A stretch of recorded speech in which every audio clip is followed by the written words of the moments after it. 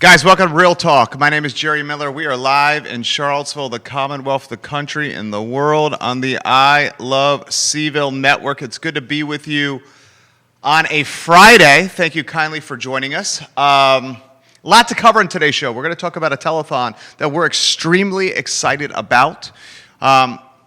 And we're going to welcome Susan Stimart to the show. It's just not connecting on your side over there, that's why.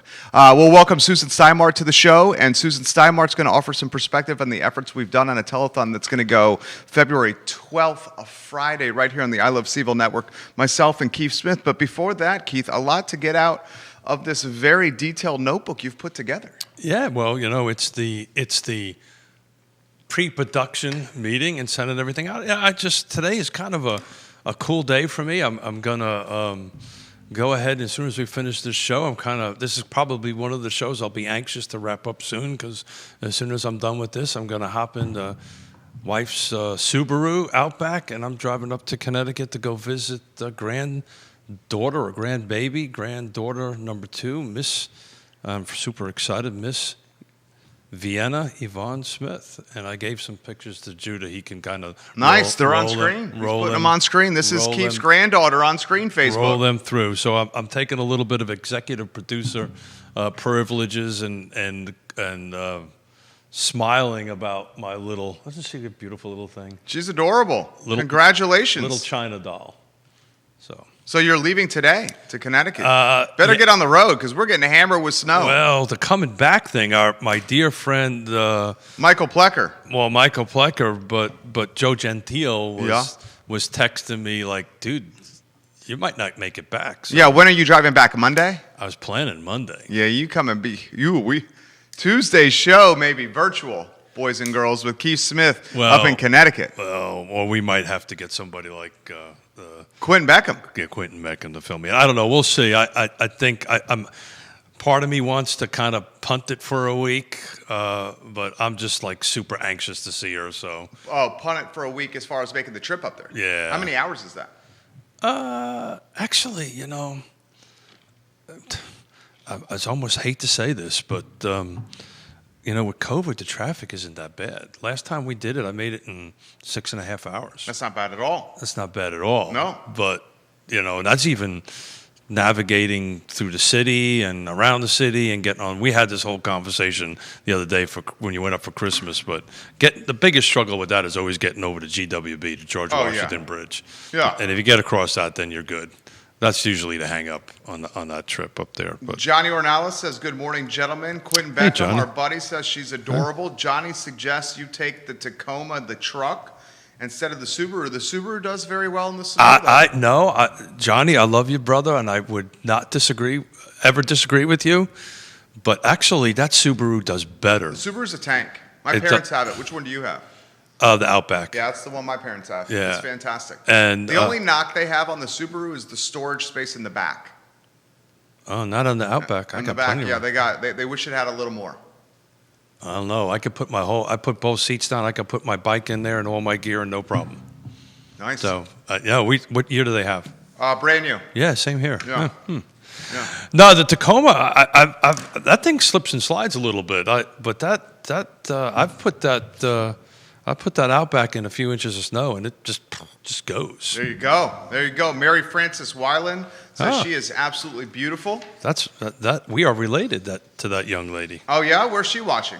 I think in Maryland, actually. Okay, welcome to the broadcast, Mary. Thank you for joining us. So, we're coming up on the September 12th. September 12th. Oh, good Lord! I'm all excited. My brain. February 12th. My brain is in the car driving, going up to see my grandbaby. So you're going to have to keep me on track there, Mr. Miller. I got you. But I got him, Quentin. I got him. But it's on February 12th. I'm super excited about that. I'm struggling though. I'm trying to find 2 powder blue tuxes, 1970s.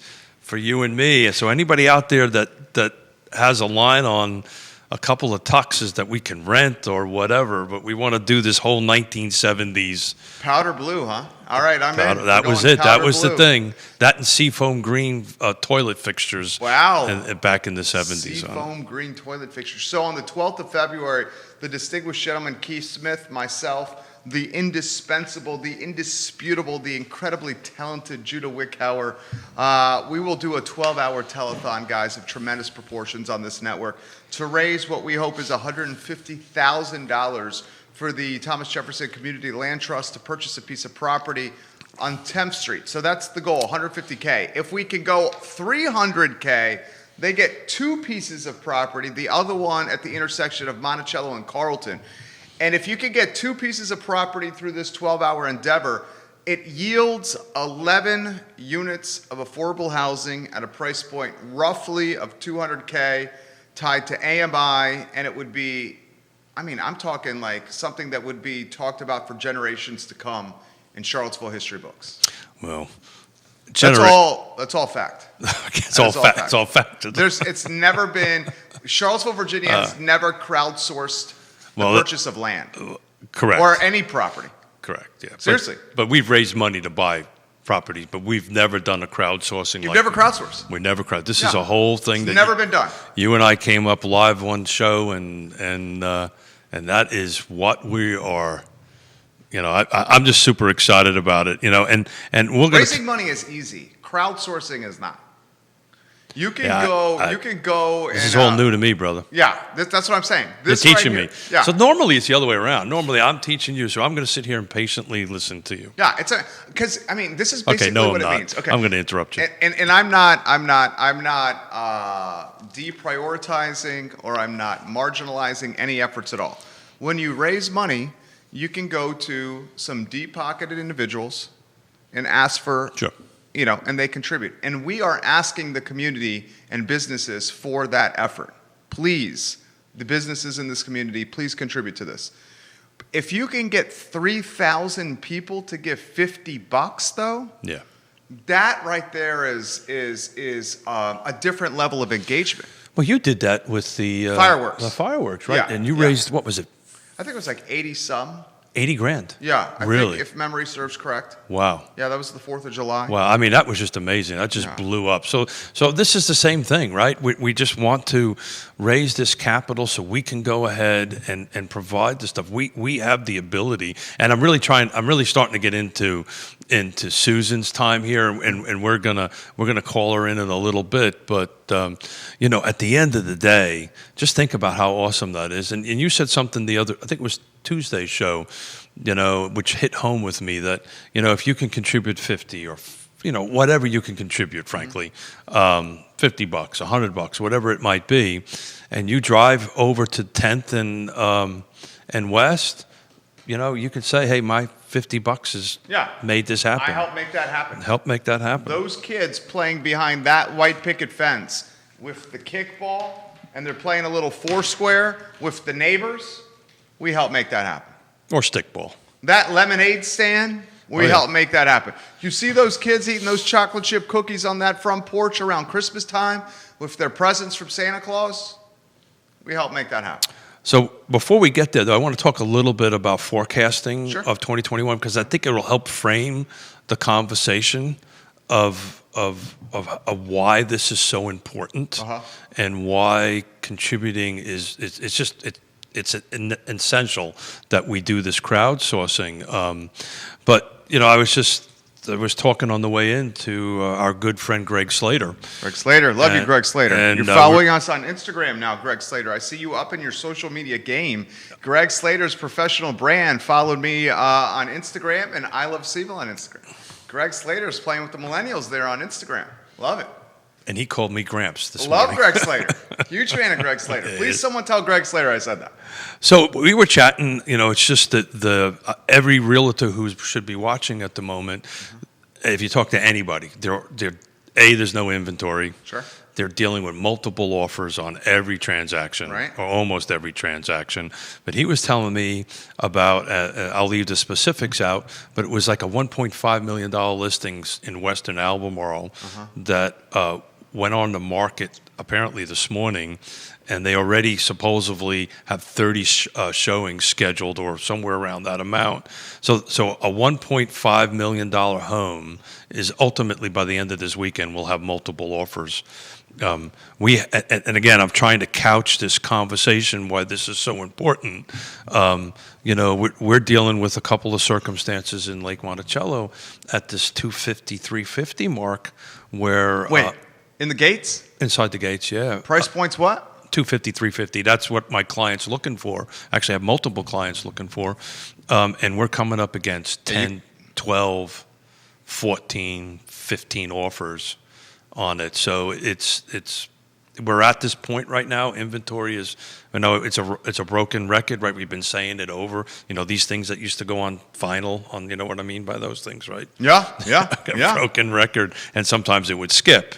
And so we're saying this all the time: inventory. The expectation was the spring market was going to spring. The spring market would spring in January.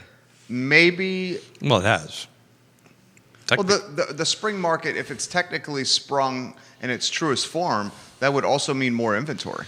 Yeah, but it is, though. See, that's it. Tell me about that. So the inventory is anemically coming on, right? In ones and twos and threes and fours, but they're going off in multiples, right? So I don't have the exact data in front of me, but if one just takes a cursory look at this, they can see at the moment as homes come on, there's one and a half, two times coming off. So the pent up demand is there. That it's just the amount of units that have to come on the market just to satisfy the current buying appetite would just have to be so much more than what we're doing at the moment. But it is creeping on. The homes are we're having a conversation about a $1.5 million listing it's either hitting today or hit yesterday. I can't remember the exact date. And that's just happening. And so you could not think of a better time to put your house on the market. So you also couldn't think of a better time to buy. Excuse me. The spring market started in December. Jonas Smith says. Yeah, I would believe that. Mary says yes in Maryland. Keith. There you go. Hey, cuz. Lauren says congratulations to your entire family. Throw this to you. You put on the radar on this network the article from Realtor magazine about retirees moving to here, second most popular metropolitan area, Charlottesville. You talked about that first here. Yep. We then carried, Waynesboro was 3. Second most popular metropolitan area in the country for retirees to move to is the Charlottesville metropolitan area. Waynesboro is the 3rd most popular in America. 4 was Roanoke. Number 1 was the Orlando metropolitan area. You put that on this network's radar, then every media outlet in town covered the story. Literally. 2 days later, it was on NBC 29, CBS 19, and in the newspaper. That's literally what happened. Isn't this situation going to get potentially worse? Because of that. Well, first of all, that's 2020 numbers. Yeah. But the answer is yes. That's what I'm saying. It's going to get worse. So, you're 100% right. So, it was a great conversation I had with Greg, and we were talking about, and maybe this is a series of shows we're going to have to put together, as a buyer's agent, right? What are some of the questions I should be asking you as the listing agent, right? I'm getting ready to write an offer. What are the questions I can ask, right, of you? And what are the questions I can't ask? And one of the questions that we can ask is something similar like, are we competing against cash? Okay. Right? They're not obligated to share that with us. Sure. Right? But, that changes our position, how we want to do this. So what you want to do as a buyer's agent, from my perspective anyway, is start asking as what I call probing questions or what I also call W questions. The who, what, when, and why. Whatever information you can attain from the other side, of course, not crossing any lines. There's very clear lines of what we can ask for and what we can't ask for. But that's helpful because what you're going to need to do is you're going to need to go manage your client's expectations. Manage your client's expectations, but what you're trying to do is also inform your buyer on how to make the best offer they can. Yeah, improve your negotiation position. That's exactly right. On the seller side, which was an interesting conversation again I had with Greg today, this is even more of a reason why you need a trusted advisor to help you through this. You need a real estate agent. You need a realtor. You need a real estate professional to help you do that. Because that phone is great. Yeah. But so, for instance, if you got 12 offers and some have escalation clauses and some don't have escalation clauses and they have different financing terms, how do you manage your seller's expectations? So if you were doing this on your own and you had 12 offers with all these different terms and conditions in them, how do you navigate that through that? So, and we just recently had a similar situation happen in Belmont, very prestige neighborhood, or not prestige, but hot neighborhood. Thank you, that was the word I was looking for.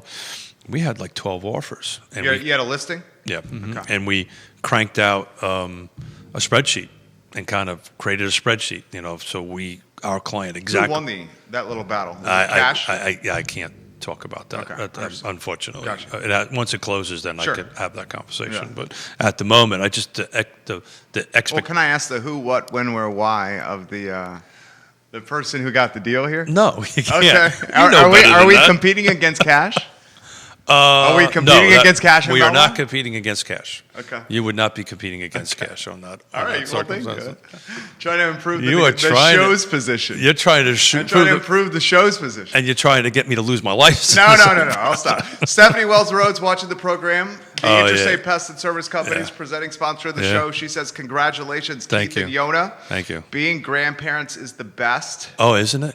Stephanie, I'm going to give you some props here. Might be the youngest grandmother in Central Virginia. Congratulations, Stephanie, on having a beautiful granddaughter who spends a lot of time with Stephanie. Yeah, and we're having this whole conversation about inventory and buy and sell, and Intrastate Pest and Service Companies. Really, you need to reach out to them, because we're going to talk on a couple of shows, see if we can get somebody from Intrastate to come in and help us with this. Is what do I need to do to my house to kind of get it a little bit more presentable to the market, or where's the best place for me to spend a few dollars for my ROI, return on investment, on that kind of stuff. And definitely things like painting and kitchen and all this stuff. But we're going to save that for a future show. But I have a bunch of slides that from what the mortgage interest rates are going to be. That was very well done, by the way. What's that? You've come so far in. Was this show 130? Come on, you can do it. Is You it did. one- I want to see if you read the pre-production. Well, hold on, though. it's right here.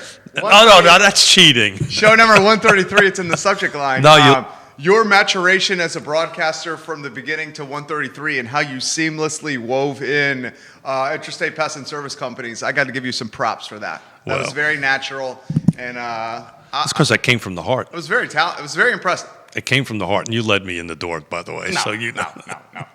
No, but where we want to go, because we got Susan on the docket soon, and we got some stuff we got to cover, right? We got a little stuff to cover, but I wanted to kind of spend a little time with you. Oh, good. Yeah, Okay. we first of all, I want to give you kudos. Okay. Right, I couldn't be doing show 133. 133 shows, me and this guy. Think about that. That's a lot. We spend more time than probably with our spouses. Well, I definitely do with Judah. My wife Lauren actually brought that up, that I spend more time with him than I do with my actual wife. Well, That's nuts. he is kind of cute, though. Judah's making a face over here. It's like, God, my life, my life. You have anything to say about that, Wickhauer? Not at this time. I plead the fifth. Yeah, Right? he takes the fifth. He's a smart man. Judah Wickhauer's a smart man. So 2021, excuse me, housing forecast. So this is from the experts. This isn't from me. So yeah, I'm sure Judah's going to run through these particular slides. Yeah, you get them on screen. Give us a thumbs up, J-Dubs. So what is driving all this? Can I take some stabs? You've taught me well. Yeah, sure. Mr. Miyagi, you've taught me well. What wax on, wax Yes, off. yes, Daniel's son. Thank you.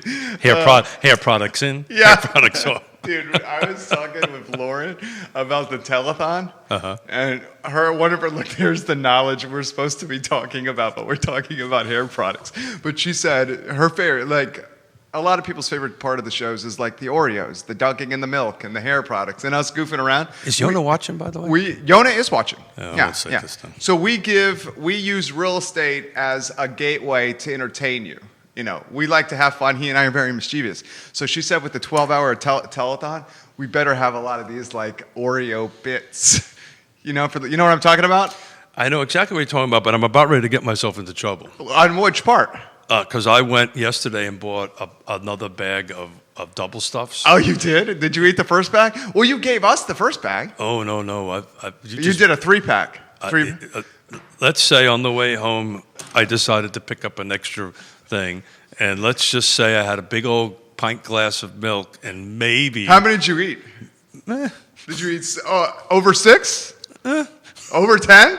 No, you did not go over 10.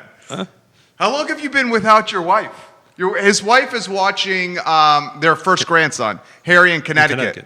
Because their daughter just birthed their beautiful granddaughter. So Yona's being an angel helping with Harry in Connecticut. How long have you been by yourself? Today is, I believe, day number 9.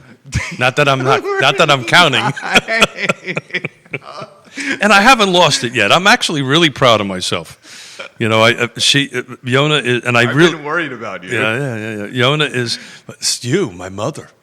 I'm on a Zoom. God love her. I'm on a Zoom meeting. I'm chairing the Regional Housing Partnership, and I'm in my thing in my office. And so from my office, the corner of my eye, I can see the front door, and I'm chairing this. We're talking very serious. How old's your mom? Oh. 35. No, for real. How old's your mom? 35. She lives a few doors out from you, right? 3 miles away. Okay, 3 miles away. Inside the gates at the lake? Inside the gates. Okay. She's 35. Okay. Well, she walks in. What'd she do? So she's knocking on the door. knock. And I was like, I literally... Who's on the Zoom call? To put it in perspective, the people that are in the call. The magnitude of the call. Let's say the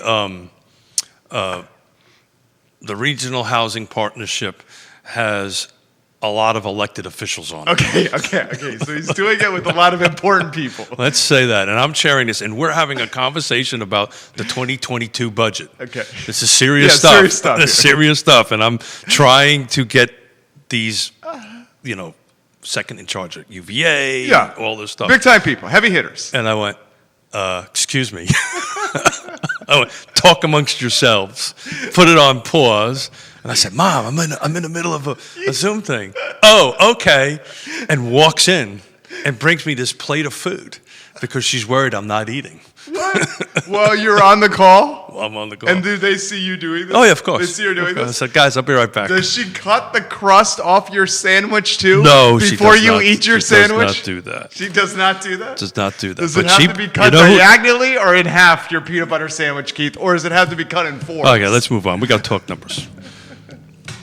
She would kill me if she knew I ate a box of. Oops, I said it. You have a sweet tooth. I love sweet tooth. Yeah, I love it. Talking numbers. And here's the downside to that. What? I was up to like 2 o'clock in the morning going. Because the sugar rush. Yeah, right? Yeah. And when'd you wake up? 4:30? 4. So you're working on 2 hours of sleep and Working you're on going to 2 drive hours to Connecticut after this show? Working on 2 hours of sleep. All right, well, make sure you don't go over the speed limit. Okay? Come on. Make sure you drive safely. Make sure you drive safely. Is this just Bus Smith's balls Make sure today? you drive safely. Are you going to go the whole speeding ticket thing now, right?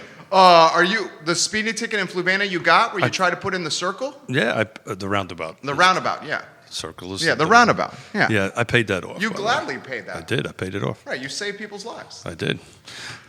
So, where are we at here? Mortgage rates. Sorry. The question was, what is driving this demand in the market? And I was going to take a stab at that. Go. And the stab was the obscenely low mortgage Susan, we'll rates. get to you once we've decided not to play no more. People are loving it. The reason the demand is so high is obscenely low mortgage rates. Mm-hmm. The reason demand is so high in this particular area, let's use Central Virginia, and I guess the Shenandoah Valley, is people are choosing to move to this area from densely populated areas because they can work remotely through Zoom, despite the fact that their mother's going to walk in with some sandwiches that don't have crust on them for Keith to eat for lunch. It wasn't a sandwich. Okay, it wasn't a sandwich. What am I missing It was here? chicken soup, actually. Chicken soup? Yeah. I love chicken soup. Freaking awesome. Yeah, I would love if that happened. What am I missing here? That's pretty much it. So what so if we can get to the market slide 1, if you don't mind. So these are just to kind of give a historical perspective Sure. on this. So this is coming from Fannie Mae, Freddie Mac, Mortgage Bankers Association and National Association of Realtors. Legit people. These are legit spots. people. These aren't me. But you take a look at that 1980s number. Yeah. 12.7%. When Yon and I bought in '88, that was 18%. So it actually climbed up a little bit about that. But we're at historically lows. They're projecting 2021 is somewhere around 3%. So some folks are, if you take a look at Freddie Mac, Yona says, let's sell our home. She literally said, let's put our home on the market. Okay, so let's look at the slide. Keith doesn't want to sell. Yona wants to sell. Are we going to go down? Keith, dude, is there any better time for you to get top dollar on your house at Lake Monticello? It is not. It is not. So you basically got to walk the walk. We're going to come live with you then? There's no better. Well, I mean, you guys would love living downtown. You're just going to get me in all kinds of trouble. I'm going to end up having to. It's day number 8, honey. Pardon? Day number 8, honey. Oh, see? Day number 8. That's right. She didn't leave on the 20th. She left on the 21st. Day number 8. Mrs. Smith is once again correct, as usual. Yeah. Other than the moving thing. She is wrong about that. It's about my toys, okay? I said it in front of everybody. It's about my toys. Where am I going to put my toys? Well, you could get a spot at the Woolen Mills storage facility. Mm-hmm. There's a lot of people that keep their boats there. Yeah, so my suggestion was to just anyway. I want to hear this suggestion. Yeah. Please. No, because I just realized I'm going to get myself into. What was the suggestion? Well, maybe we'll just get a little one-bedroom apartment, a little cottage or apartment, and keep that spot. That's exactly right. The crazy part is no one has a country home that's 11 miles away from their cottage. Okay, that's the thing. Well, the reality of it is this is not. You're not a hedge fund guy in New York City with a house in Greenwich. So the reality of it is, what I would. And Mrs. Smith is right. Again, that's twice in one show. What we would pay for rent, I could buy. Oh, yeah. Yeah. So, especially down where you want to be. She's right. Yeah, Mrs. Smith is right. I'm just being stubborn. Go figure, huh? So, mortgage interest rates, 3%, 2021. Yeah, amazing. I think you'll see at the end of 2021, moving into 2022, I think that number is going to end up climbing to a 4. And, all the documents that I've been reading and following Mr. Yoon, Dr. Yoon, I think the trick on that's going to be is when the Fed stop buying. Yeah. And that's going to happen eventually. So when do you say 4? Pardon? When do you say 4? I think 2022. And historically, if you take a look at that, thank you for keeping that up, Judah. If you take a look at that, I mean, it was 2010 when it was 4, and that was in the middle of the crisis. Right. I got the villas in 2008 at 6 1/8, and that matches up with that. Yeah. So the first spot. So your buying power is a little bit more. So the next. Yeah. I mean, you're talking about 3 points more. Yeah. That's crazy. Yeah. Sure. That's a tremendous amount. Yeah. I mean, what's the rule of thumb with the refi that you say all the time in the show? 2. Yeah, if you can save 2 points, right? Yeah. Correct. Yeah. So if we can go to slide number 2, Marcus, slide number 2, this is where the price is going to go, according to the experts, right? Again, Fannie, Freddie, MBA, Mortgage Bankers Association, and NAR, National Association of Realtors. National Association of Realtors have the most aggressive projection of 6% year over year increase. I would tend to believe 6%. That. The only reason I tend to believe that is NAR really has its pulse on the buying and the selling of it. Can I ask you a question? Sure. This is a national projection. National. So you regions like a Central Virginia region could be different, right? Absolutely. Yeah. Okay. But I think and a lot of smart people on the feed. If you start taking a look at numbers year over year, we tend to grow somewhere in the 3 to 6% range. Over we may be growing. I think we're growing a little bit more in 2020, percentage-wise, year over year. I don't have the stats in front of me on that. But what I'm trying to, we're talking about the market, and I'm trying to couch this conversation we're about ready to have, because all that we're talking about at the moment really puts it's pressure on the market, period. Yeah. The affordable housing buyer is just really getting squeezed here, Yeah. and this is where the land trust can help. And the last one is Well, I was talking about this on the I Love CVille show. 250K, city of Charlottesville. 250K asking, and they're really nice. They're really nice, but it's the right here at Market Street. These condos that are on the corner, 634 square feet studio. is that up behind Guadalajara? No. Kind of by like that little gas station that has right close to Lexington Avenue. So you go down Market and a little bit on the left. They're kind of gray and blue. Yeah, got it. Yeah. Yeah. Roger did that, didn't Roger? No, that's more down. Remax and Roger, that's more close to La Michoacana. Got it. Yeah, so this one's a little closer to Market Street. Got I'll it. see if I can find the address. No, anyway, it's okay. Go ahead. 634 square feet. 634. Studio. One bedroom, one bath condo, 250 ask. Yeah. City of Charlottesville. I mean, you could walk downtown. You know what I'm saying? You can walk to anything. But here's the deal. So this whole conversation we just had about renting a 1-bedroom or 2-bedroom. Yeah. You know, for $250, my mortgage payment would be the same. That's what I'm saying. Yeah, got it. Yeah. So you're suggesting Mr. and Mrs. Smith look at that? Well, Is that what you're suggesting? I'm not trying to get you. I'm not suggesting Are you that. colluding with Mrs. Smith? You got to think a 250K mortgage on a 3% is probably in the neighborhood of what, like $1,200-$1,300 a month? But let's cross that against $1,200-$1,300 a month mortgage, right? And then you're going to have monthly dues, but still, your monthly nut on something like that 250K price entry is probably $1,600 a month. Yeah, roughly. Yeah. Yeah, $1,600 a month. Well, you don't know what the condo fees are. Yeah, I'd say the condo fees are probably $200 a month. Yeah, well. Because there's not a ton of amenities. They don't have a pool or a gym or anything. So let's take this whole conversation you're having and tie it to the land trust. That's what I'm trying to do. Got it. Yeah. Look at the chemistry. Yeah, huh? yeah. Either that or it's the coffee. We sold in Nassau, and what we will sell. And he's got them, right?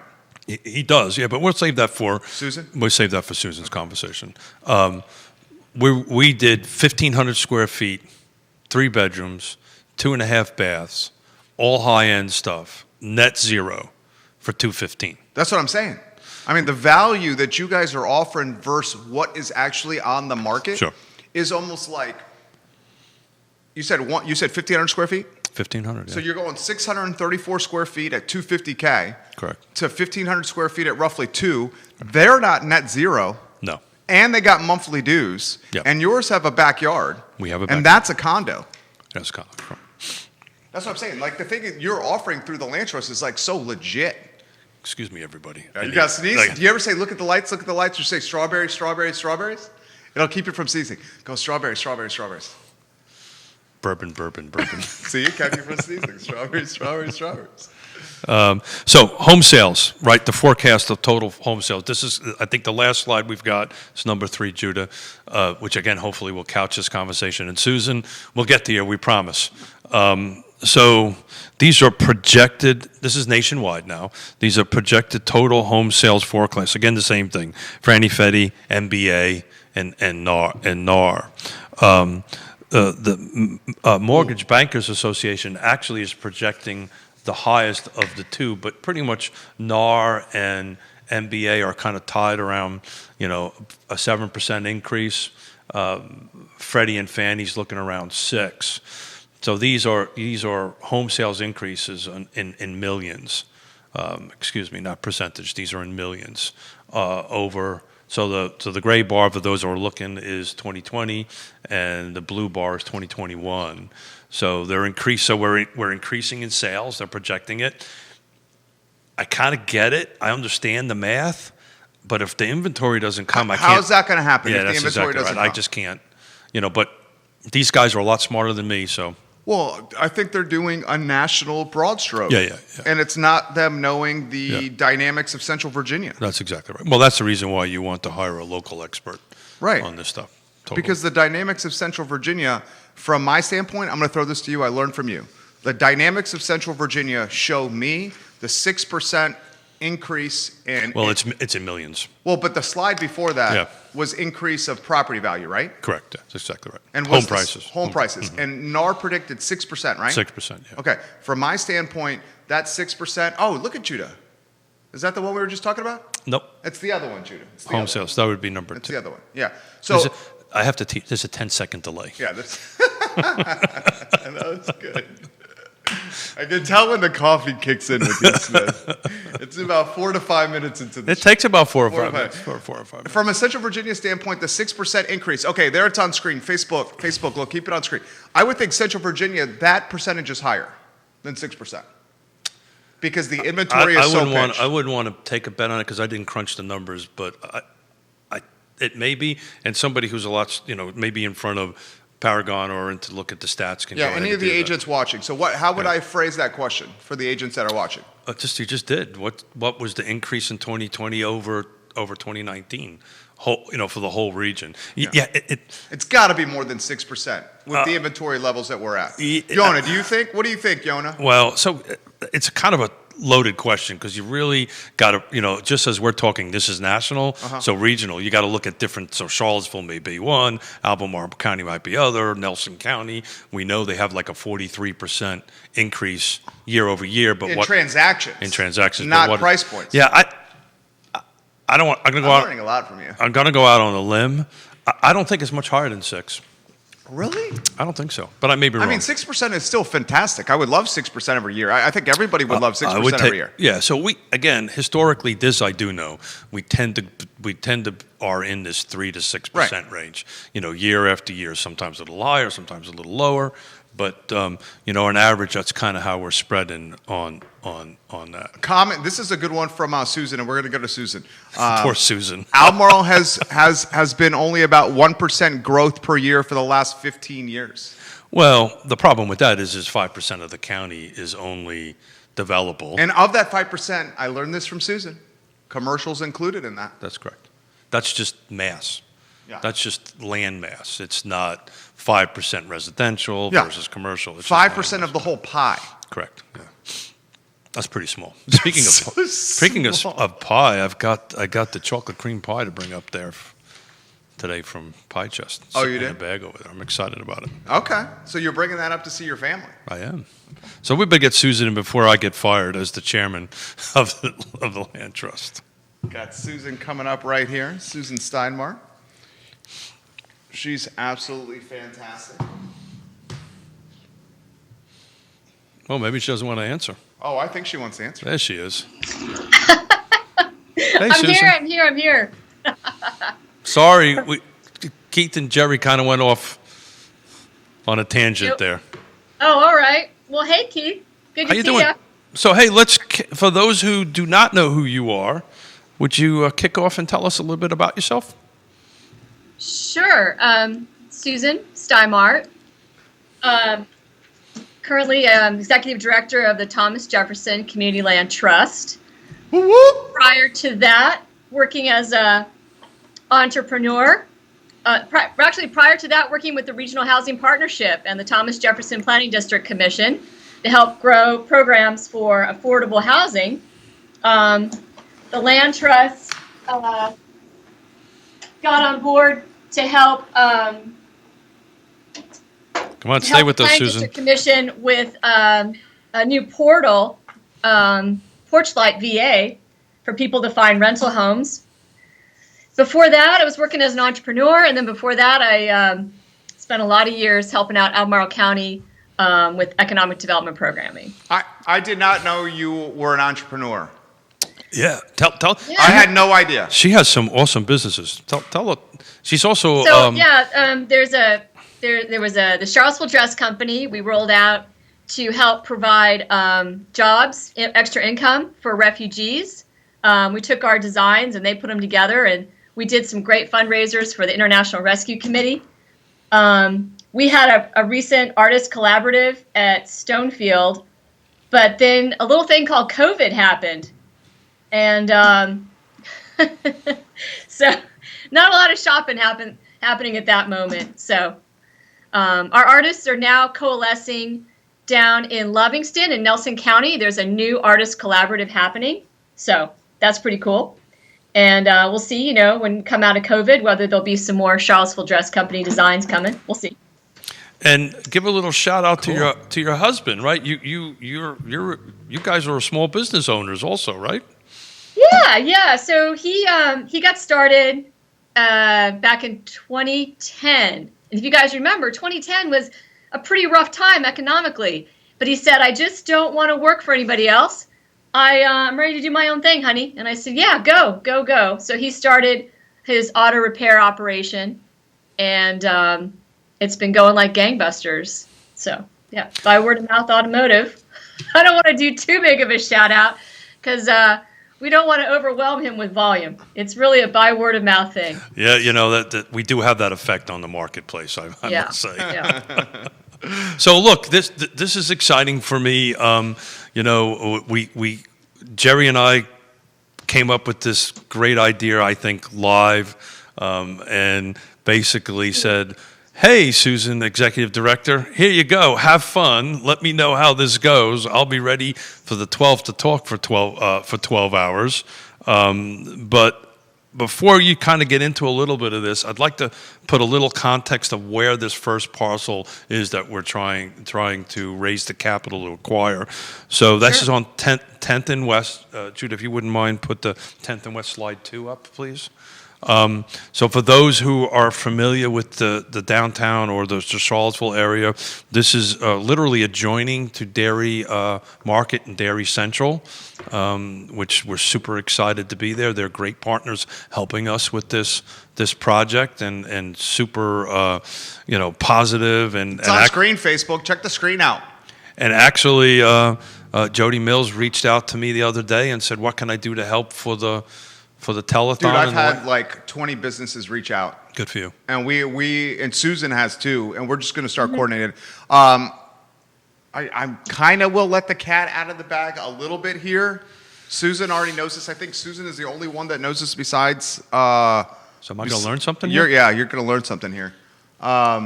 Working with Ting and Susan, we're still working out the details here. Well, look at that little cat smile. She knows this is huge, and she's got. Hold it. I want to know why the chairman did not know about this. Well, you're about to find out. He's about to find out. And Susan's got an incredible announcement too. I don't know. I don't want to spoil her surprise, or even if she wants to mention it now. I'm just going to drink my coffee. But she's got an incredible announcement as well. But working with Ting, we're still ironing out the details. Ting, the presenting sponsor of the I Love CVille Network. The conversation is Ting providing and outfitting the affordable housing units with fiber. Ooh, cool. That's exciting. Dude. That's super, super, during super a COVID standpoint. Yeah. So not only we're going to have net zero and on top. On top of that, we're going to have, wow. Yeah. That's exciting. Yeah. Right? These people are going to be wired in and have lots of power and actually, the thing about the zero energy homes, Jerry, is that that actually brings power back to the grid. Those solar panels sometimes generate more than what the household needs. Unfortunately, Dominion Power here does not allow the owner of the property to gain the profits from what they put back in. Really? Yeah. That's ridiculous. That's the reason why it's called net zero. So there's an actual meter that's on there, and it calculates how much is coming in and out. But your bill becomes zero. So most of these homes, and I know this for a fact on Nassau Street, is producing more money. So not only... So Dominion is making money on the energy that Nassau Street is banking? You can look at it. Are they repurposing that energy and monetizing the free energy that was created by the solar panels? So I prefer to sell it this way, to explain it this way. Yeah. So the buyers are going to have net zero, now freaking fiber. Yeah. That would be FF. I mean, freaking fiber. Right. Right. And they're also going to be helping their neighbors provide energy.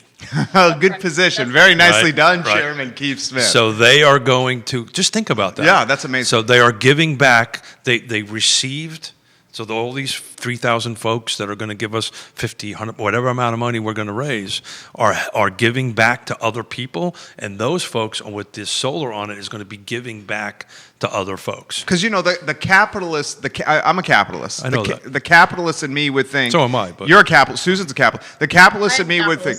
Yeah. If you spend thousands of dollars putting solar panels on your house of your hard-earned money, you should be able to monetize the energy those panels create. Unfortunately, that does not happen here. It actually, I believe Dominion does it in North Carolina, and I believe it's some. And if Neil is watching, he probably knows. Neil is watching, and he wanted to clarify great. something. Oh. Neil wanted to clarify something for both me and you. He said it's not 5% in Albemarle County that's developable for commercial and residential. It's less than 5%. Wow. Thank you, Neil. That's a really good point. That's That's right. even worse. The Biscuit Run ate up a good portion of that, so it did drop below 5. Yeah. Less than 5%, he said. Yeah, Biscuit Run. That's I forgot about that. That's a huge chunk of land too. Wow. That's just Yeah, scary. it got put into State Park. That's Yeah. right. So, Judah, as we're chatting about this, if you can rotate some of the pictures of what we built on Nassau, so the folks that are watching kind of know what we're doing, and then at some point we'll put slide number 1 on of 10th and West. Thank you. So folks can take a look at what kind of yards. Yeah, make it tangible. Make it tangible. Yeah, I love it. I love it. Digestible. I love and the this view. is all going out via the telethon, so people can get involved, contribute. We're hoping that $50 comes out of their pocket 3,000 times, and we're there. We have this project done. So tell us who's coming on, Susan. Give me some.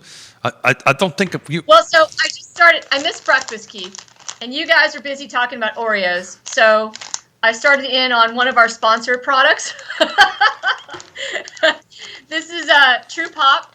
We're getting a case shipped today Cool. of True Pop popcorn. Nice. To some of our for some of our donors, folks giving donations will be getting prizes throughout the day on the telethon. So True Pop popcorn will be some of the prizes. Keith, you've had it. You've had some of this popcorn. I have. It's pretty amazing stuff. Mrs. Smith would take it out of Super my healthy. hands and eat it. But we got some great acts, and we're using different venues Yeah, like the we do have a Jefferson. lot So of great so acts. let's I've kind been, of get some folks excited about what we're doing here. All right, yeah, no, I've been working with a lot of local musicians, and even the venues have stepped up to support this event. Some of the performers will be at the Jefferson. They'll be at the Jefferson Theater. They'll be at the Front Porch. They'll be at even Carr's gotten behind this program. We love you, Carr. Thank you so much to support with their Hillsdale Conference Center. So, yeah, these performers will be showing up, setting up their instruments, and then Skyping in live to share some great music. We also have some visual artists who are joining us. We've got some diversity amongst the artists. We've got a pottery talent that's beyond imagine. We've got a guy that repurposes stuff. His art is called Found Punk, Keith Ramsey. And that guy is amazing with a welding torch. You just have no idea what he's going to make out of something. So we'll get the benefit of that, and then we've got some artists as well, painters really, that'll be zooming in with us via Skype. We have some chefs too, right? And then we've got some chefs. Yeah, we got a couple crazy chefs. So that's going to be a hoot. Any to kind of bartenders? see what they're able to pull together. And if we're really good, Keith, if we're really good, we'll get some of the ingredients out there on the I Love CVille show, and people could actually cook alongside Chef Eddie. So that'll be a hoot. If people have ever thought about making Thai food, this is going to be their moment. 6 o'clock on February 12th, they'll be able to cook an authentic Thai meal. So this has never been done, the crowdsourcing. Has this ever been done? Yeah, cooking on the show? No. A telethon virtually. That's something somebody should Google. A telethon, what do you mean? What we're about ready to do on the- telethon. There's been telethons before. Yeah, but to and do there's it- been telethons on TV I know that sir. also stream online. I used to watch Yeah, Jerry Lewis. I will say this. I will say this. There is no, and I challenge anybody to find one in Virginia, because I think I'm quite confident that V&V Brands and I Love CVille are the only ones in Virginia that are leveraging digital and social media to create a network of planned and scheduled programming. I know we're the only ones that do that. I would bet we're the only ones in Virginia that are doing a telethon like this. That was the question I was trying to ask. Yeah. Just That's couldn't not get it to come tied out. to like traditional media. That's what it's exactly right. Legacy media. In the Yeah. format that What does that say about you and Keith, Jerry? What does that say about you crazy guys? I think Not too what it smart. says is that we have too much time on our hands. Too much time on our Too much hands. coffee. Too much time on our hands. Too much Sue, we will say this. I will say this, and I'm going to embarrass this lady here. She is dynamic. Oh yeah. And like absolutely like this like incredible ball of positive momentum. So I'll leave the name out, but somebody who's rather let's say up there and famous in our neighborhood says, "Look, I want to help. Who should I connect with?" So I'm going to connect you with Susan, but you have to understand. Once I do that, Yeah. It's relentless. I mean, but it's in the best way. Absolutely. Where it's like done in a way where it's like, you know what, I want to get on and follow. Absolutely. I want to do what she's saying. And that person did it. Said, yeah, no problem. So, Yeah, Susan, seriously, I sincerely mean that. So Well, I appreciate that, but the telethon is going to be its own thing. I mean, I just think there's such a really interesting range of performances and talents coming to the Charlottesville audience. It's just going to be incredible. So I'm really excited for everybody to get to hear the stories. We were able to bring musicians in who've got this incredible track record of performing for a long time. They're going to tell their stories. So can you share a few of the like. Artists, or is that to, I mean, names, actual names? I don't think I heard names yet. Can you do that? Okay. A few names. Well, I think a lot of folks know John to Earth. That's kind of what I was trying to get at. Yeah. So that's happening. Also Terry, right? And then, even some music from the Valley is coming in. Me and Martha, they perform all the time, but they're going to make a special effort for us. Cool. That's kind of a folk music. They were instrumental in helping to start the Floyd Music Trail, if anyone's heard of that. So they've got some incredible stories about the music in Virginia in general. So how, if somebody wants an act or somebody wants to participate, what do we do? What do they do? Not so much donate, but let's say they want to get on the telethon. What do they do? Yeah, they just reach out to you, Keith, or you, Jerry, or me, and we'll connect them. We'll connect them right in. Yeah.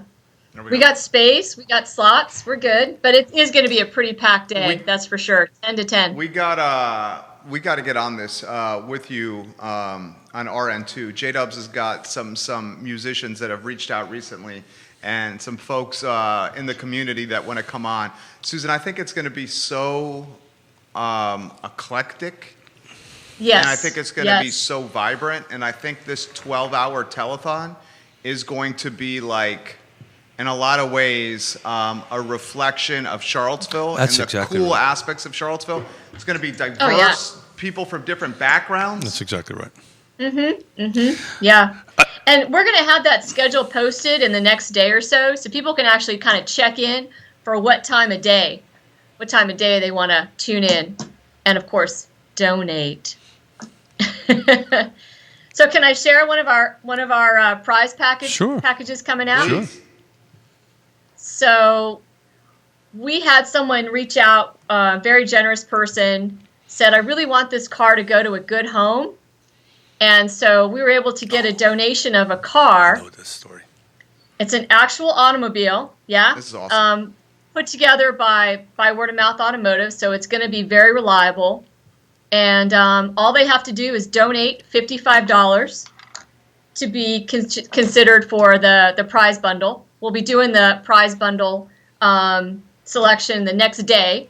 But all they have to do is donate $55 for a 2005 Mazda four-door sedan.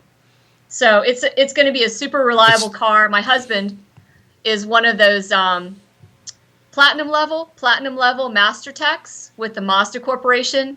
Back in the day, people here might remember the rotary engine from the Mazda RX-7, third generation. It's got to be the third generation.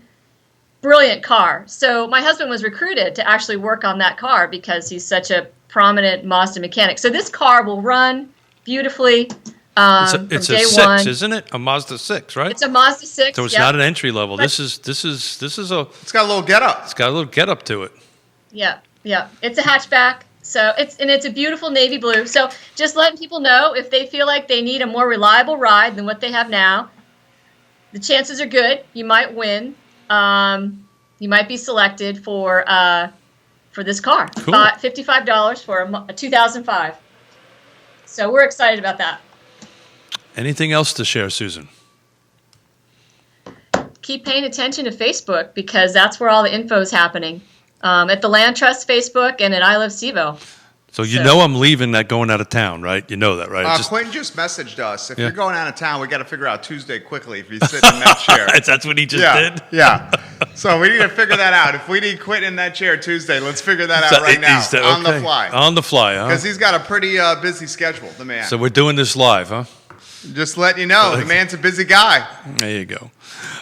Yes, we will talk off air on a executive producer conversation.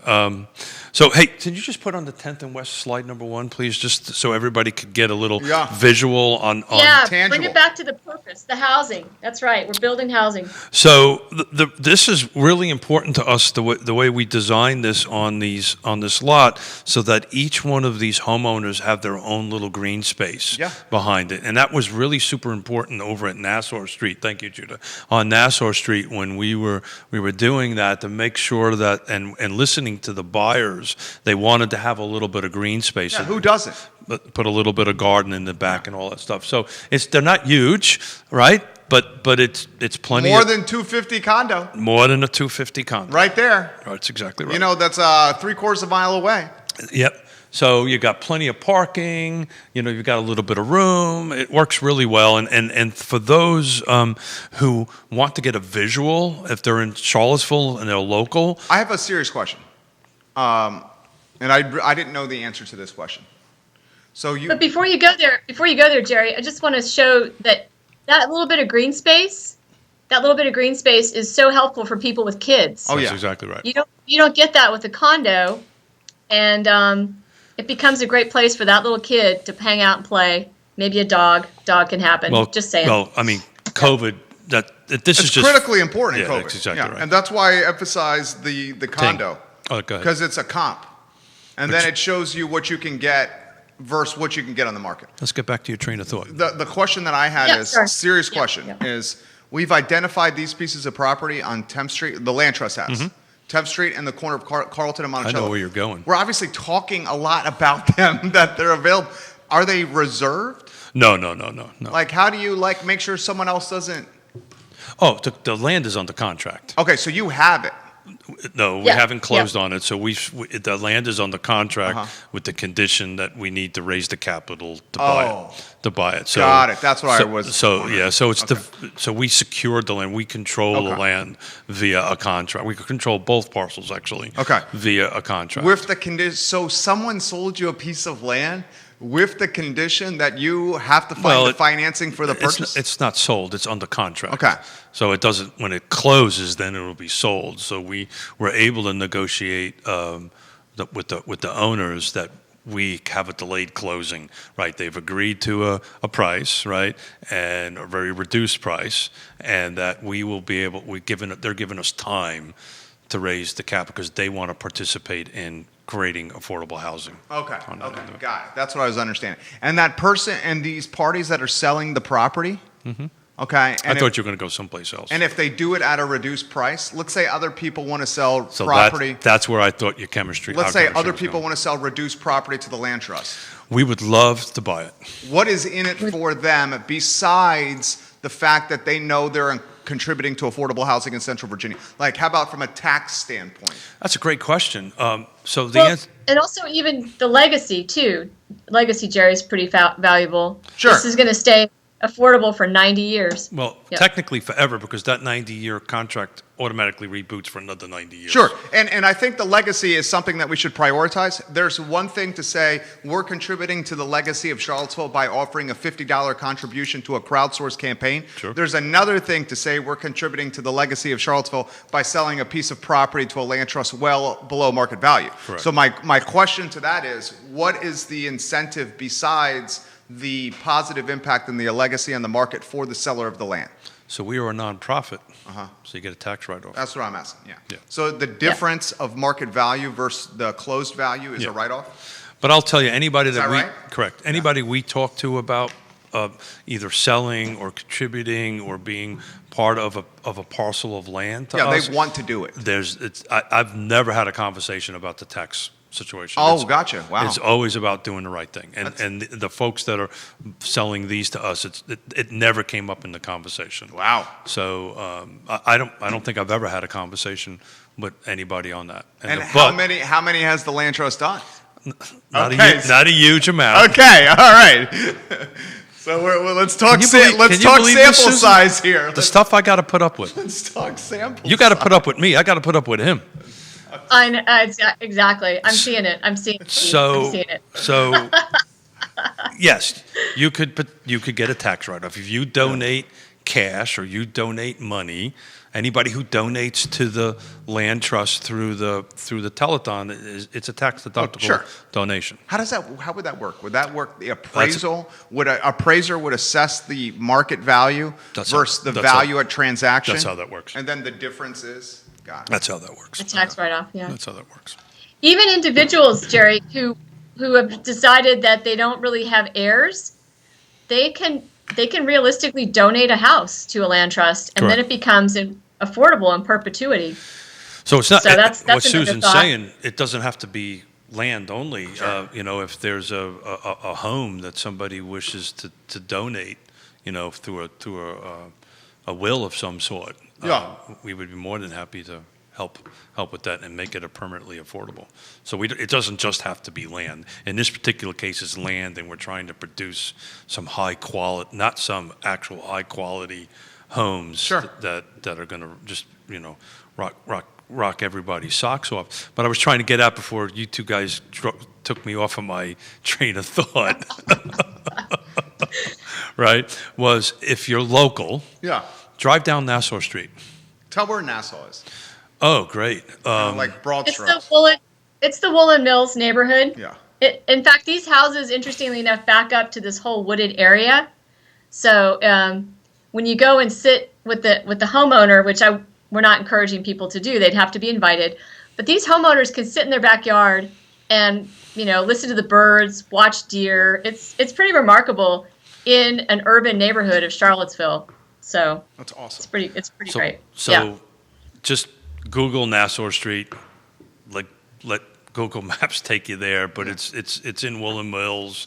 It's kind of on the opposite side of where Carlton Avenue is and all that stuff. So if you come down Carlton, it's pretty easy to get to. But if you drive down there, it just stop for a second at the street and just look at them. They're super awesome homes and high quality stuff.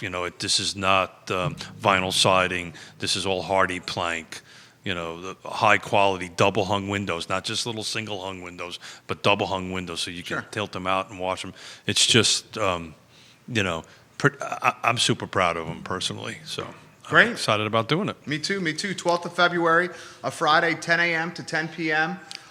You guys will see the best of Charlottesville in our mission to raise $150K for a piece of property. I thought you said 300. Well, 300 is definitely the goal. 150K for that one on 10th Street West, J-Dubs, if you get it up, and 300 for Carlton and Monticello. We appreciate your engagement, contribution, and generosity. And I got to drive up to Connecticut. You do? That's why I was safe travels. Butting it. You're butting it, huh? I was trying to put a bow on it. A bow on it. Look at that. Because I'm I know learning. you got the trip. Yeah, well, we're going to have a post-production conversation about that. I don't know if I want to drive in 8 inches of snow, so we'll have to talk to Mrs. Smith after. Well, she's watching. She's watching. Yeah, Susan, you're the best. Thank you, Susan. Hey, Susan, thank you. Hey, Thank Susan, you guys. talk to you soon. We'll have more info shortly. Okay. So, you have a good one. Check Facebook. Bye. Susan Thanks. Stimart, she's fantastic. Good show, Keith. You're 100% right. It takes about 5 minutes for me to warm up. Get that caffeine kicking. And then you just forget the lights and the microphone. I forget all that. Yeah. I really do. I know we say it all the time, but the I way to forget. do it. So what you eating over there? I'm eating a goldfish. You're eating goldfish. Did you steal little Trey's goldfish? I raided Trey's snack closet. Really? Yeah, my kid loves snacks just like I love snacks too. And my wife puts the snacks on the bottom shelf so he can go in there and pick them out and bring them out. Every morning I go in there like a 2-year-old tray. I got goldfish. I got Welch's fruit snacks. Do you get yelled at? In the beginning, but now she's just buying double. Just buy double. Just Yeah, throw 'em in yeah. there. This is like my breakfast goldfish. Welch's fruit snacks. Interestingly, there's never enough purples in the fruit snack pack. I get a lot of reds, a lot of greens, and yellows, but for some reason, they're very tight on the purples. Would you like me to do something about that? You know, Would you like me to fix that for you? I tweeted to Welch's about. I showed him a picture of 2 fruit snack You know, packs. I actually believe you did that. I did do this. I showed him a picture of 2 empty Absolutely. fruit snack packs and their branding on the wrapper. I took a picture and sent a tweet to Welch's, and I said, my son, who's 2, got upset because there weren't any purples in these 2 packs. Within 15 minutes, Welch's had sent me a direct message with a $20 coupon for more fruit snack packs. Whoa. 15 minutes. Amazing social media Is my response. son-in-law watching? Harry, are you watching? Probably I'm not but sure that- if Harry's watching. But Harry would do that. Harry would tweet about not having enough purple in the fruit snack Or pack? something similar to that. He Yeah. tells me all the time he does these things, and then the company just sends him, like with you, a $20 thing. I play a lot of racket sports, Yeah. and I read the fine print on what I purchase. And each of these items that you purchase has like a 1-year or 6-month warranty. I have stayed within the 1-year warranty on these paddles for 5 straight rackets. And you mail them back and they give you free ones. Well, I just wouldn't have the chutzpah. You have the chutzpah. Not to do that. I wouldn't do that. I wouldn't do the chutzpah. But I have an important question about the Please. Welch's thing. I've never had them, actually. But do they all taste the same, or did the colors, different colors? Oh, the fruit snacks? Yeah. Oh, they all taste differently. The purple is the best. Okay, got it. So It's like a flavor burst in your mouth. got it. So the purple actually tastes Every like time grape I see juice. Trey eat a purple, my 2-year-old son eat a purple Face lights versus a yellow, it's like night and day comparison. Right. He's like, the freaking yellows. Then he sees the purple. He's like, oh my God, give me the purples. He eats all the purples first. So a shout out to Neil if he's watching. Neil is still watching. He says, and it's even difficult to develop in the developmental area. Sure. And he has a link from the Free Enterprise Forum, and the link is about the residents on Pantops questioning the need for another hotel Yeah. in the Pantops area. Yeah, I read that. Great article by Neil. Yeah. But what I was going to give Neil a shout out, he sent me I believe it was a text of a picture of the Oreo pie they're having at the Well Hung restaurant in Gordonsville. And he says, hey, this is, kind of teasing us about a whole Oreos conversation. But he was saying, hey, this is going to be on the menu on the weekend. Go get you some. And I was like, oh, man, I'm going up to Connecticut. And if I read the text right, I think he offered to put a slice aside for me. I may be wrong, but that's how I interpreted the text. But, guys, if you're out and about this weekend, hit Gordonsville, hit Well Hung Restaurant. It's freaking awesome. And real quick here, Kerry Rock, absolutely. Kerry Rock, the military veteran and philanthropist in Charlottesville, puts in the comment, do you guys still have time for a housing market question before you get off air? Yeah, of course. Absolutely, Kerry. Put it in the feed. I think that's what we're supposed to be talking Put about. it in the feed, and Keith Smith, Not Welch's. I'm sorry about that. We got off track. put it in the Shoot. feed, and Keith Smith will answer it. Yeah, absolutely Well, put it in I'll the try feed. anyway. Susan says Albemarle County has growth restrictions that other localities don't have the same growth rates.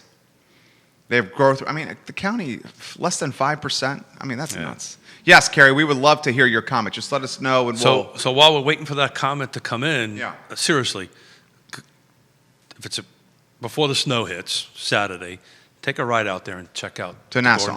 the Gordonsville yeah. to Well Hung. It is, you will not regret it. Absolutely will not regret it. Good food. Good. Gordonsville's atmosphere. awesome. I like Gordonsville. It's I a love quaint Gordonsville. little charming town. It's done a lot in the last.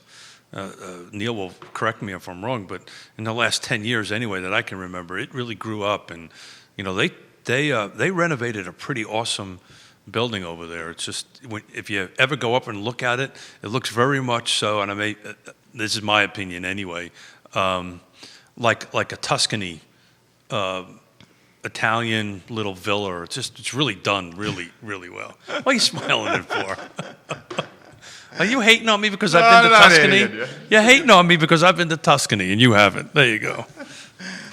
Where's our question? Carrie, this is a good closing question. We'll close on this, right? This is a real estate question. This is a legit question. No gummies, no. No, this is a legit question. Got it. He says, as it's a seller's market, Keith. Okay. We know it's a seller. We're in agreement, right? Mm-hmm. It's a seller's market, Keith. Keith, I have a property in the area of Dairy Central. Mm-hmm. Should I hold right now and let the area develop, or is it now time to capitalize on the low inventory? Carrie Rock. He's got a daughter. He's got a wife. Okay. He loves Charlottesville. He's a philanthropist, military veteran. Oh, really? Thank you for your Great service. all-around dude. Thank you for your service. So the standard answer is I think now you can capitalize if you're looking at it as a solely fiscal transaction. I don't think you can. It may go a little bit higher, but at some point this is going to start going the other direction. Who knows? What does that mean? Well, meaning values are going to stabilize, right? That kind of thing. We're not going to be seeing this constant climb where inventory will catch up. Uh-huh. Interest rates will go up. Inventory will catch up. That'll just kind of go that way, and we'll get to some sort of normalcy of inventory, of normal exchanges, not this 10 or 12 offers per home, or 5 or 3. I think nationwide it's averages 3 offers per transaction nationwide. I can just tell you locally we're seeing way more than that. So now's the time to do it. The question is which we talk about on the show all the time. So where are you going? Right? So if you're... Here's a question now, we if it's should an ask investment first. property, Yeah, that's the first question we should ask. Carrie, is this primary residence or is this an investment property? If it's an investment property... I'm going to play devil's advocate with you because you're the pro, I'm the amateur. I don't know about that. You do pretty darn good. What I've learned from you is every market has its own micro market. That's exactly right. And the micro market that is the 10th Street neighborhood, Yeah. on a scale to 1 to 10, It's a 10. from a popularity standpoint, Got it. but from a development standpoint and what it can be, Sure. is maybe what, a 2? Well, I'm not knocking, but you know what I'm saying. This neighborhood is not at its 10 years from now, this neighborhood is going to be a completely different it's going to be Belmont. This will be Belmont. And you know what? I'll even make this statement. This neighborhood could be even freaking cooler than Belmont. You know why? Could be, Oh, I know obviously, why. you know why. I know why. Why do you think it'd be cooler than Belmont? Well, first of all, you can walk to Dairy Central, Okay. Dairy Market. Dairy Market. What else? You walk to UVA. Right? Midtown. I mean, you can walk anywhere. You can walk it's to- in the heart of town. It's in the heart of town. That's Right. exactly right. So this could be cooler than Belmont. So if the people hold 10 years from you now. go to Pendleton. I always miss your buddy that owns the restaurant. Peloton Station. Peloton. Curtis Shaver. I don't know why I can't Curtis say Shaver. that word. He said That realtor. this is his primary residence. Yeah. We moved our 2 investment properties this month. Got it. So he sold 2 investment properties as the primary residence. I'm going to try to read the tea leaves here, Carrie Rock. You got a young daughter, a wife. You just sold your 2 investment properties, and you're considering selling your primary residence. It seems to me, you know what he's looking for. Mm-hmm. What do you think? Well, Probably the big house with the kid and the wife and the big backyard. again, so what we do well, this requires a conversation and try to understand what their motivations are, what their needs are. But if that's the case, if that's what they're thinking, if they're thinking a lateral move, for lack of a better term, I want to move out of this cool little area. Now's the time to capitalize. To get a bigger house with the backyard where you can grow your family. Assuming that's what he wants. I bet you that's what it is. I don't want to assume, Carrie. I bet you that's what it is. Yeah. Maybe it's not, or maybe it's you capitalize on this, and depending on how much what his what his loan amount is and what his net might be. He says that is correct. He says we're correct. Okay. Consolidating Okay. properties Yeah. and buying something fantastic Yeah. to grow his beautiful family into. Is he thinking new construction? Are you thinking new construction, Gary? Are you thinking That's what we're doing here, right? Yeah, we're having a conversation. This is great. Are you thinking new construction, Gary? Because it's interesting, because if it is, it's something that we're starting to see now, and how long it's going to last is a different story. But 10th Street is going to be Belmont, and it's going to be Belmont, and I'm going to say this right now, and every circumstance is different. If you want to sell your 2 investment properties and sell the primary residence, and you take all the cash from those 3 deals, and you buy something truly special that could be generational, that you can welcome your grandkids in 35 years from now, that is priceless and has no value to it. It is priceless, right? Absolutely. You can't put a monetary value on it. But if you want to make the most value on your property, the time to sell in 10th Street is not now. I'm going to straight up say it. I disagree with that. 10 years from now, 10th Street's going to be 3x what it is now. Just like Belmont. Well, you've got a better crystal ball than most people. I don't. Yeah, that's a long way out to predict something. I can tell you at the historic. I would even say when is Chris going to be done, do you think? With Market and Central. End of close of business 2022? I would think so. I was talking to Josh about that. They're putting the roof on the apartment building. So Josh Batman. Okay, he's watching now. Yeah, Josh is watching now. Yeah, so he just gave Susan Stimart props on what she did. Josh he's one of our board members. So okay, he's our treasurer actually. Okay. Yeah, so Josh can chime in. I suspect, if I remember the conversation correctly, they're going to start moving tenants in mid this year, I think, trying to wrapping it up the end of next year, but don't hold me to those dates. But, mid 2022, they should be firing on all 12 cylinders. Okay, so mid 2022, Dairy Market, Dairy Central, arguably the most impactful development project in the last 10 years in the city of Charlottesville. So I go back to this question. Yeah. If you're really thinking about this now and really thinking about moving over to do something else, the right time to do that is now. And there was a stat that I'll have to bring it in for the next show that NAR put out. There's like 2 or 3% of the people. National Association of Realtors, thank you. NAR. 2 or 3% of the people regret. No, excuse me. 97% of the people who stayed regretted the fact that they stayed, regretted the fact that they didn't do the move. So it's not all about money. Well, that's what he's basically saying, and that's what we said. Yeah. That if you're consolidating your investments to get the cash to buy a home that you're going to welcome your grandkids into exactly right. and watch them open up Christmas presents, then that's not about money. And most transactions are not about money, right? It's where this is usually when you zing me here. This is usually when you zing me. Well, this is why it works so well. But what we do. But the reality of it is, and I guess the point I'm trying to make is that if he's ready and his family's ready to go to this next level, whatever this may be, now is always the right time. Sure. Once that decision is made. Yeah.